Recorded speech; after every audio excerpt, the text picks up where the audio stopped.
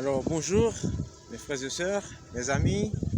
Alors je vous salue au nom de notre Seigneur Jésus-Christ. Et nous continuons à vous donner la bienvenue sur ce programme Rompre record avec Christ. Alors j'ai toujours pensé à vous. C'est pour cela nous voulons traiter ce thème avec vous qui, comment je peux dire en général, le thème général, je l'ai titulé, bon, je vaut mieux dire, le thème c'est l'ignorance globale, pour ne pas trop compliquer les choses. Le thème de ce programme en cet après-midi, qui c'est l'ignorance globale, mais je vais bien donner un titre à ce thème. Je ne vais pas dire l'ingratitude, parce que le mot ingratitude, c'est seulement Dieu qui est digne de dire cela à quelqu'un. Mais je voudrais bien dire la non-reconnaissance. Même si le mot c'est ingratitude. C'est ça le mot. Mais c'est seulement Dieu qui est digne de ce mot de négativité, on va me dire, pour exprimer à quelqu'un selon ses actions. Originalement, c'est ça que Christ nous avait exprimé. Nous ne devons pas dire à nos frères, à quelqu'un, à nos frères ingrats. Pour dire ces mots à quelqu'un, il faut vraiment être en dignité. Ce n'est pas le thème. Le thème, c'est l'ignorance globale, que je vais donner le titre, qui c'est non la reconnaissance ou l'ingratitude. Ok, voilà. Maintenant, d'où commence cette déclaration? Allons faire une recherche dans Ézéchiel chapitre 28 à partir du verset 13. Nous allons lire pour, voilà.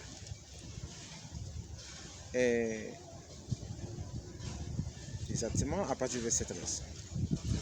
Tu étais en Éden, le jardin de Dieu.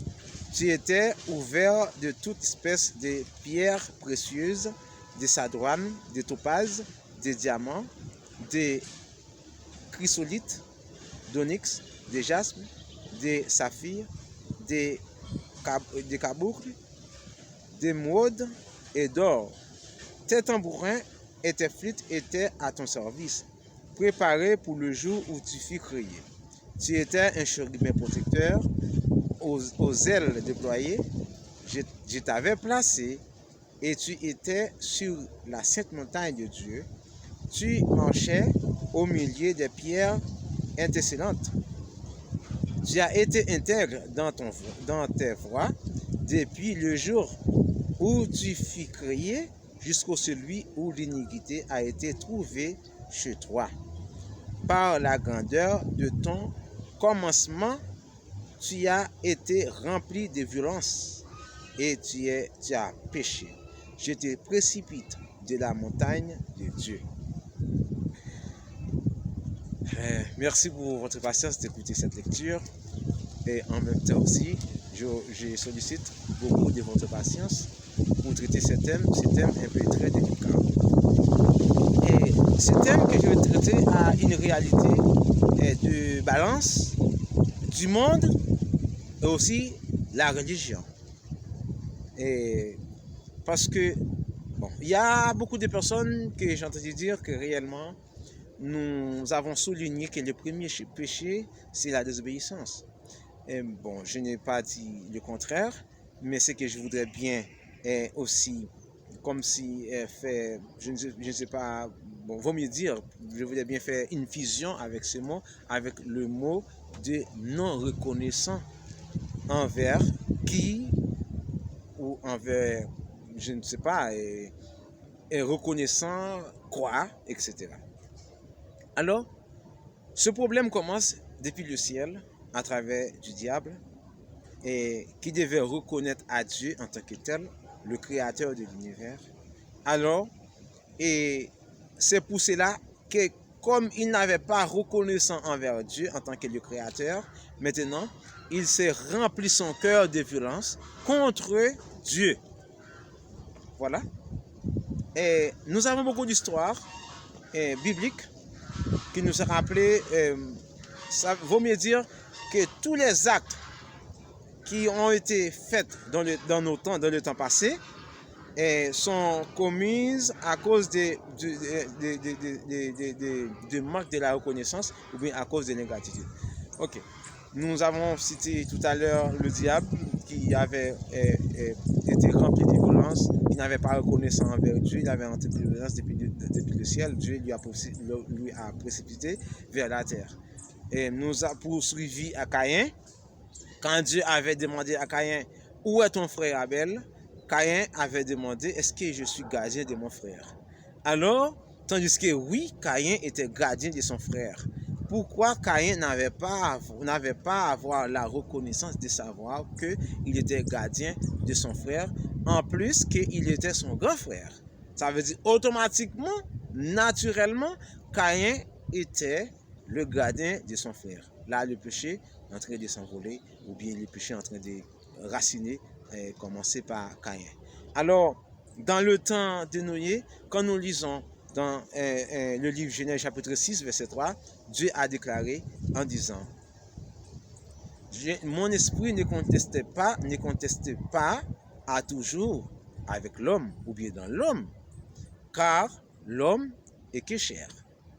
Qu'est-ce que ça veut dire?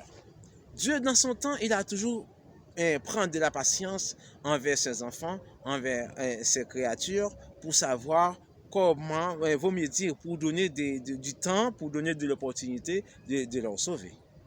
Très bien. Dans le temps de Noé, les gens n'avaient pas reconnaissance, n'avaient pas la reconnaissance envers Dieu à tel point, seulement Noé et sa famille qui ont été sauvés. Et nous avons aussi d'autres exemples dans les fils d'Abraham, pardon, sinon, bon, c'est des sons d'Abraham, les fils de Jacob, et spécialement Joseph. Les frères de Joseph n'avaient pas reconnaissance envers Dieu qui avait fait Joseph faire des songes pour expliquer ce qui va passer plus tard. Et puisqu'ils n'avaient pas reconnaissance, ils avaient vendu leur frère, même si Dieu avait tout permis pour sa grandeur. Ils avaient vendu son frère, leur frère aux Égyptiens. Bon, pas forcément aux Égyptiens, mais avant c'est avec les Ismaélites. Et puis on a Joseph atterri en Égypte. Ok, par manque de la reconnaissance.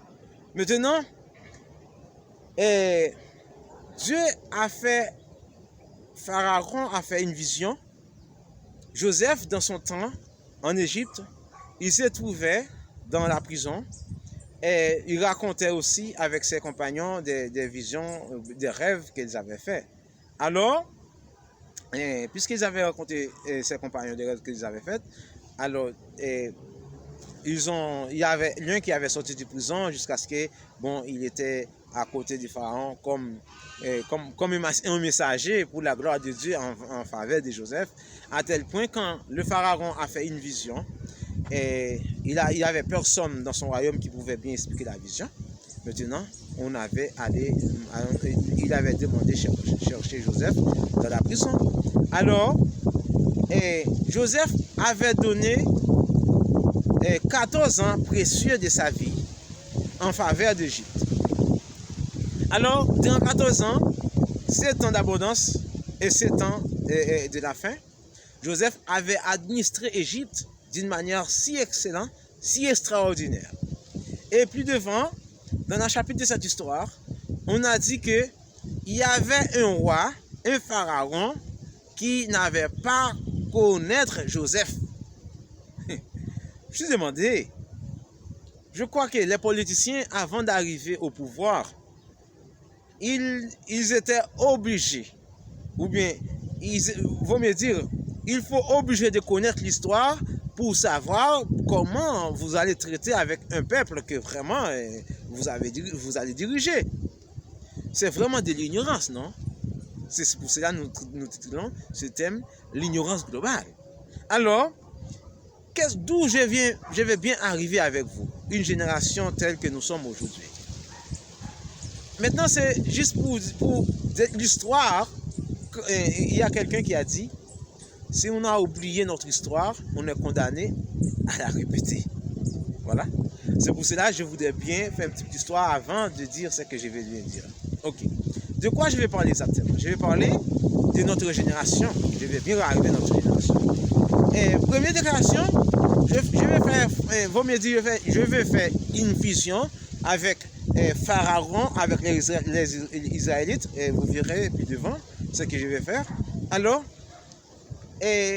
quand quelqu'un n'a pas de la reconnaissance de que Dieu a créé toutes choses, le ciel, la terre, la mer, tout ce qui est contenu, quand quelqu'un n'a pas la reconnaissance que lui-même est une merveille, personne ne peut expliquer lui-même. Alors, humblement, je peux dire le plus grand docteur du monde, arrivé en un certain moment, il doit reconnaître la dignité de Dieu dans l'homme. Ça veut dire que personne ne peut arriver à expliquer tout. C'est pour cela que nous pouvons savoir que nous devons avoir cette reconnaissance envers Dieu. Alors, et comme le Pharaon n'avait pas reconnaissance envers le peuple d'Israël, d'où que Joseph est venu, alors à cause de cela, il a noyé un peuple entier, une armée entière, vaut mieux dire, même s'il y avait quelqu'un du peuple, mais l'armée Pharaon a été noyée dans la mer Rouge, à cause de l'ingratitude de Pharaon envers Joseph, envers le peuple d'Israël. Alors, là, c'est juste pour voir d'où que l'ingratitude peut nous ramener. Quand on est ingrat envers Dieu, vaut mieux ne pas exister. Mais je crois que ce n'est pas ça que Dieu veut. Dieu veut bien que nous nous reconnaissions envers lui, afin qu'il nous puisse donner la vie éternelle en son Fils Jésus-Christ. S'il vous plaît, un petit peu de patience, parce que jusqu'à maintenant, je ne suis pas encore arrivé dans le point central. Ok. Maintenant, ce qui m'a un peu choqué, c'est ce que, après la mort de Josué, les enfants d'Israël, pour lesquels que Dieu a fait de tels miracles, depuis Égypte jusqu'à Canaan, la parole de Dieu nous a dit, cette génération-là n'avait pas la reconnaissance de Dieu. Ils avaient oublié toutes les histoires. Ils avaient ignoré totalement tous les miracles que Dieu avait fait pour eux, pour leur père. Et puis ils ont tombé dans l'idolâtrie. Voilà. C'est le résumé de l'histoire, je vais bien dire. Alors maintenant, d'où je vais bien venir. Et jusqu'à maintenant, il n'y a personne, je me suis totalement rassuré, il n'y a personne qui peut signaler un chrétien pour dire cet homme est mauvais. Non. Peut avoir problème, intérêt, je suis d'accord. Ok? Je ne peux, parce que pour connaître un chrétien, il faut être chrétien. Ça c'est la première chose qu'on doit savoir. On ne peut pas connaître celui que tu n'es pas digne de connaître, comme on croit. Qui est un chrétien? Un chrétien, c'est quelqu'un qui a la reconnaissance envers Dieu, qui a accepté Christ comme Seigneur Sauveur, qui vit à l'exemple de Christ. C'est pour ça que Christ avait dit que personne ne peut lui connaître que sinon, ce n'est pas son Père. Et personne ne peut connaître son Père si ce n'est pas lui. Ça veut dire si quelqu'un ne connaît pas Dieu, il ne peut pas connaître qui est un chrétien. Maintenant, tu peux bien être choqué d'un religieux. Quelqu'un qui se dit religieux, quelle que soit la religion qu'il dépend, c'est différent un chrétien et une religion. Nous disons chrétien à toute personne qui porte de la Bible, ou bien qui a de la cravate, etc. Maintenant, on dit chrétien à tous ces gens-là. Mais chrétien, c'est celui que Dieu a donné du témoignage par son comportement, par ses paroles, par ses actions. Voilà. Ça veut dire, si quelqu'un, dans le moment que quelqu'un ne vit pas comme Christ, il n'est pas chrétien. Il n'y a pas d'autre explication en cela. immédiatement, on ne peut pas leur donner l'exemple du Christ, il n'y a pas de chrétien là. Voilà. Alors, pour autant, quand quelqu'un arrive dans une entreprise, on lui empêche de manifester sa croyance, soit à cause de son temps pour adorer Dieu. Par exemple, nous avons l'exemple des adventistes, des frères adventistes, qui observent le sabbat comme commémorable à la création pour la gloire du Dieu créateur. Quand on est arrivé en quelque part, on a obligé la personne à violer sa dignité. Maintenant, tu veux bien faire cette personne devenir esclave comme le temps du pharaon. Alors là, qu'est-ce qu'on peut dire en ce sens-là? Là, c'est une étape d'ignorance du monde.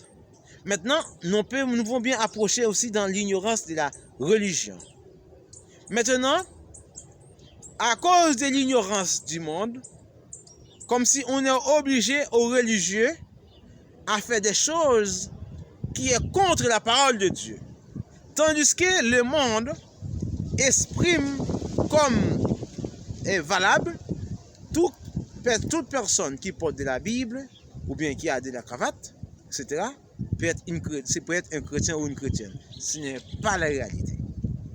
Alors, maintenant, par la pression du monde, contaminé par le diable, par Satan, ils sont en train aussi de contaminer la religion pour attaquer les chrétiens. Ça veut dire, c'est là que nous sommes en train de ce que nous appelons l'ignorance globale. L'ignorance globale a à voir pour des gens qui ont en train de faire des désastres dans la nature d'une autre ou une autre manière. Et je crois que l'apôtre Paul avait parlé de cela. Il a dit que la génération entière en train de gémir. Ça veut dire la terre, quand on voit en quelque part que une forêt est incendiée de feu, ça veut dire là, c'est la création qui est en train de gémir. Avec les souterrains, tout ça de trous, etc. La terre entière, la création entière est en train de gémir. Ça veut dire que nous n'avons pas la reconnaissance de la dignité de ce que nous avons recevoir de Dieu. Des gens qui se disent qu'ils ne croient pas en Dieu, qui se disent athées. C'est pas vrai. C'est du mensonge. Il n'y a personne qui est athée. C'est pourquoi? Quand tu vas au travail, tu prépares ton repas. C'est parce que tu sais, à midi, tu vas avoir faim. Comme tu vas avoir faim, tu vas pas préparer ton repas. Tu crois quelque chose. Tu crois que tu auras faim. Alors, d'être athée, c'est l'expression de se cacher de son propre intérêt. Mais l'athéisme n'existait pas. Il n'y a personne qui est athée. Ce qu'on a défini de quelqu'un qui est athée, qui ne croit pas en rien, qui ne croit en personne, maintenant, un athée, il croit, il doit se baigner. Un athée croit qu'il doit préparer son lit pour dormir. Un athée croit, il doit acheter son billet d'avion avant l'heure. Ça veut dire qu'il n'y a pas d'athée. Bon, je vous aime beaucoup en Christ. Alors, ce que je vais bien vous exprimer, qui est vraiment clair, nous sommes en train de confronter une ère totalement dangereuse, qui c'est la globalisation, c'est l'ignorance globale qui a à voir autant du monde comme la religion. Ça veut dire, le temps est à l'appui. Il n'est pas possible de rester dehors. C'est le temps de reconnaître notre Seigneur Jésus-Christ comme Seigneur Sauveur. Il va revenir bientôt. C'est lui qui est intelligent. En voyant le monde, qui connaît un peu la Bible, il peut savoir en quel temps que nous sommes. Merci pour votre patience. Nous avons beaucoup à dire. Si vous avez un commentaire ou une question, vous pouvez l'écrire en dessous. Et puis comme ça, nous pouvons bien vous aider à comprendre ce que nous voulons bien dire. Alors, chaque personne qui a la reconnaissance de Dieu, nous pouvons nous efforcer pour s'échapper de cette heure très dangereuse de l'ignorance globale. L'ignorance globale a pour avoir les chrétiens, je ne dis pas des chrétiens parce qu'un chrétien reste un chrétien, des gens aujourd'hui qui se disent chrétiens, mais au même moment, ils mélangent tout. Par exemple, c'est normal de se coucher avant de se marier. L'ignorance globale, parce que ça c'est anti-biblique. Par exemple, en quelque part, on peut donner un petit menti blanc. C'est totalement mensonge. Il n'y a pas de menti blanc, soit c'est le mensonge ou pas. là, c'est ignorance globale. Quand on ne se laisse pas que notre foi se soit manifestée comme il faut, clairement, d'une manière transparente, sûr qu'avec l'intelligence et sagesse, c'est clair. Mais être sage ne veut pas dire menteur, ne veut pas dire rusé. Alors c'est ça que nous devons bien apprendre. Pour sortir de l'ignorance globale, il faut avoir comme symbole la parole de Dieu, la Bible. On doit avoir comme assurance, selon Somme 119, verset 78-79, je crois, que la parole de Dieu nous a dit comment le jeune homme rend pur son sentier en gardant le commandement de Dieu. Alors, celui qui est hors de la parole de Dieu est sujet à tomber dans le piège de l'ignorance globale. L'ignorance globale, je le vois comme l'ingratitude de tout, non seulement de Dieu, de la Bible. Ça veut dire on peut avoir l'ingratitude de ce que nous avons appris à l'école, en quelque part, soit dans le foot, bon, ça veut mieux dire dans les sports, etc. Ça veut dire que c'est très dangereux. Alors, que Dieu vous bénisse. Nous sommes toujours à votre disposition, selon la volonté de Dieu, pour sa gloire, pour votre bien-être. J'espère que c'est pour la gloire de Dieu. Alors, à une prochaine vidéo. Bye bye. Que Dieu vous bénisse.